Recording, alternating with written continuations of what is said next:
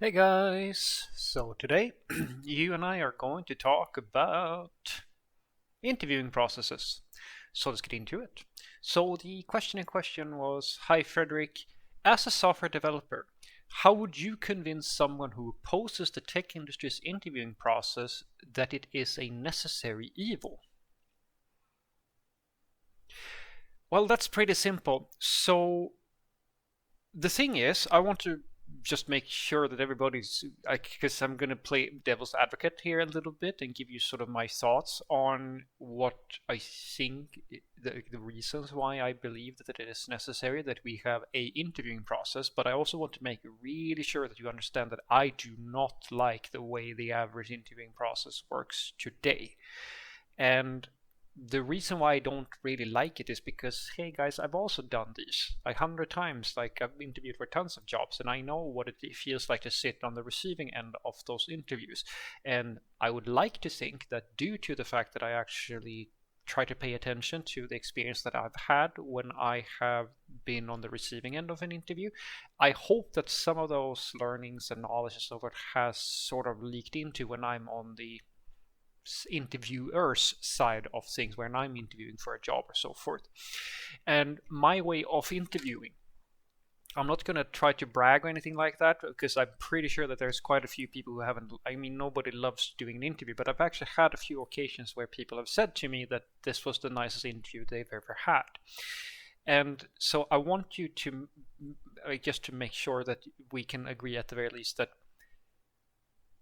some interview process is necessary because of course we can't just look at a CV and say, hey, you are qualified, let's meet, because you need at least to talk to someone before and align on like sort of what the expectations are and things like that. So there's some part of an interview it would be necessary to go through in order to be applicable for a job. Now the devil part, the thing that is going to be devil's advocate now, is that evaluation is necessary to do even if you as a software developer you feel like you don't need to do it. So a classic example is that you have a super senior software developer worked for many years, for example, and they don't want to do, say, a code test or something like that, which to me is completely reasonable. Like I understand that if someone has been working for years and years and years and they've done coding and so forth, like they might not want to do a code test.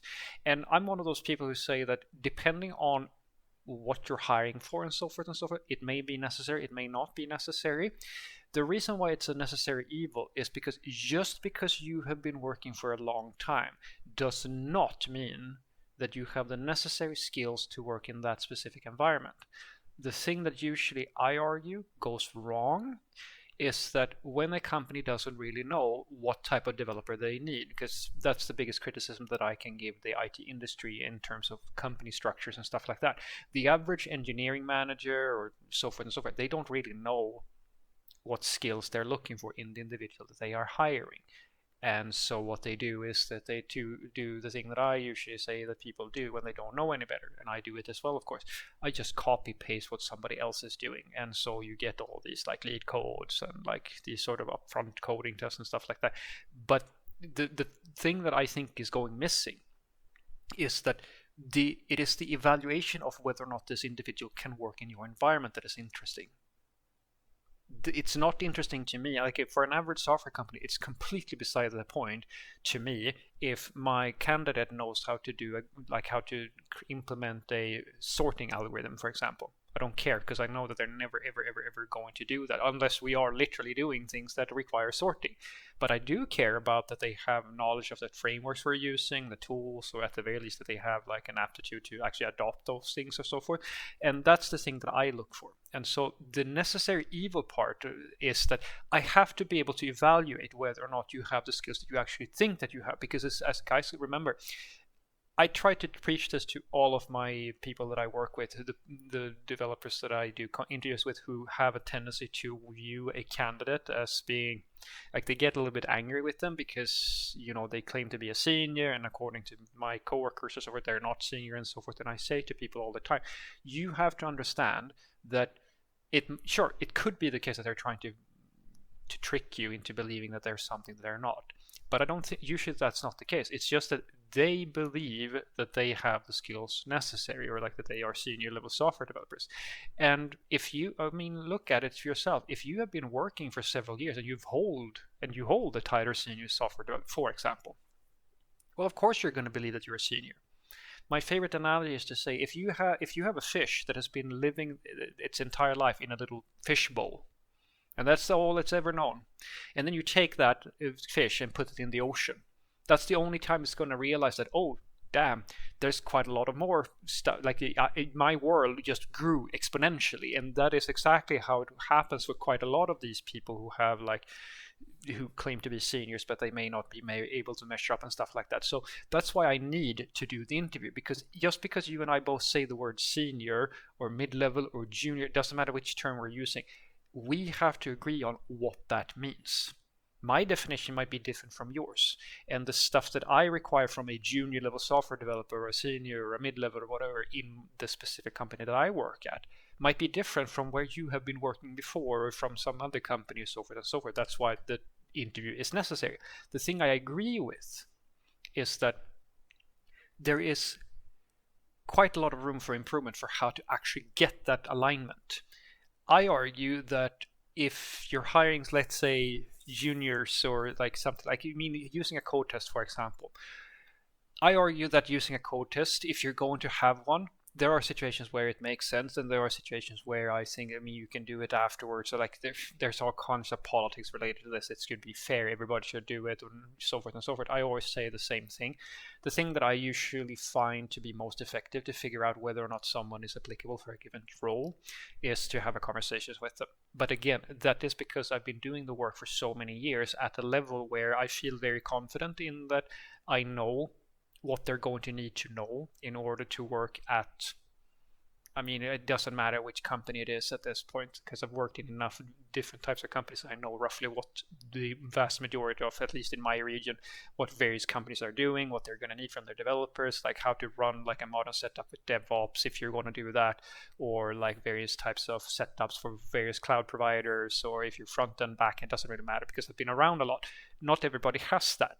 So it's kind of hard for them to know how to check for all of these things. And so the tip I usually give to the people that do interviews that I work with is to try to think about the stack, like this, almost think a little bit about it as hiring for like a mechanic, an automobile shop or something like that, where they're fixing cars and stuff like that. You know what you do in the team, or like the tools you're using, or like the cars you work on, or so forth, every single day. Like, you know what you're specializing in. That's what you're going to check for that. You don't check for all the kinds of various like cars, or in our case, like various types of like hypotheticals and stuff like that could be useful, could not be useful. Look at your own work. What are you doing every single day at your specific workstation and the code that you are writing? What do you need? If they were to say, quote unquote, like pretend a little bit here, if they were to replace you, what would they need to know in order to replace you at your job?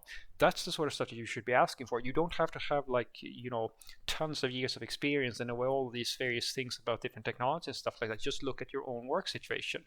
That is something that I think that everybody could do, and I think that would be the most, would be the nicest adjustment that you can make to the interviewing process. Sure, if you have like really junior experiences and stuff like that, or you really want to make sure that they know how to code or so forth, you can give them a code test and so forth, because there are situations where that is kind of relevant, in my opinion, at the very least. Especially my usual argument for it is, let's say that you have a very large amount of applicants. Let's say that you have, like, as classic one is like, say Google or Facebook or one of them, like they have thousands of people every single day, right? Well, it's going to be hard to have a personal one-to-one with every single person when that is the case. So you might want to have some type of screening process to shuffle out, if we're talking like college graduates or juniors or stuff like that, where you have to make sure that they can at the very least basically code. But for more experienced profiles, you can still do that, of course. But I've always found that for like really experienced people, at the very least shift the order, because you can take an interview with the person, assuming now you don't have hundreds and hundreds of people coming every single day, right? And have a conversation with them and just check, do they have the experiences necessary in order to work in that specific team or that specific environment that you put them in. So what I want you to take away from this is that if I'm going to convince you that interviews are a necessary evil, I would say that my greatest argument for it is that it is really hard to know that if what you and I mean when we say we are hiring a senior or a junior or a mid-level, like what does that concretely mean? Because these are just words that we use to express some arbitrary, like it varies from company to company, guys. In one company, you're going to be a senior. In another one, you're going to be a mid-level, and so forth and so forth, because it really comes down to like these terms, they just express a rough maturity level within the field that you're working, whatever you're doing, right? But the thing that is actually interesting is, can you work with the specific tools in that environment?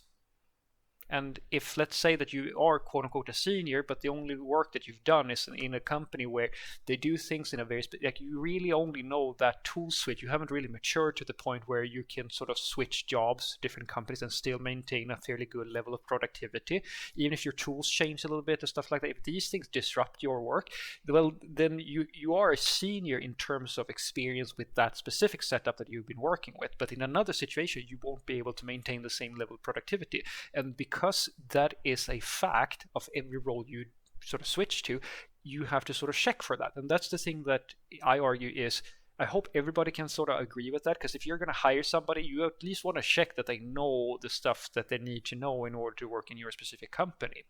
And that is something that I hope we can all agree on, and that is the necessary evil. The thing I do agree with, as especially someone who's done quite a few interviews on both sides, that can be improved quite a lot, is the actual process. How do you get to that point where you know roughly what types of skills that they have, what they know, what they don't know, and sort of how that aligns with what you need to know?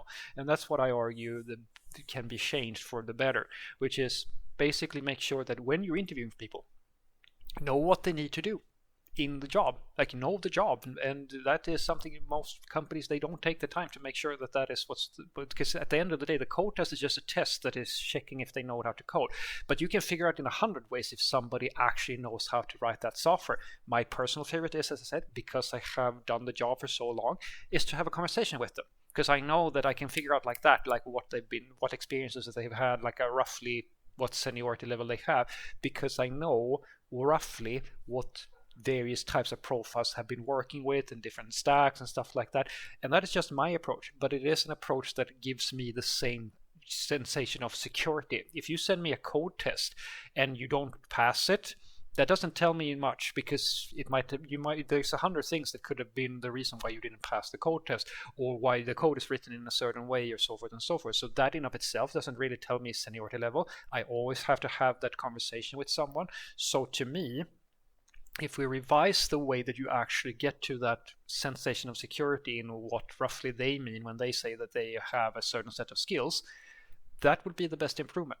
But I think we can all agree, at the very least, it's nice. You probably have to have a conversation with them to start off with, and based on that conversation, you can determine whether or not they're going to be a good fit or not.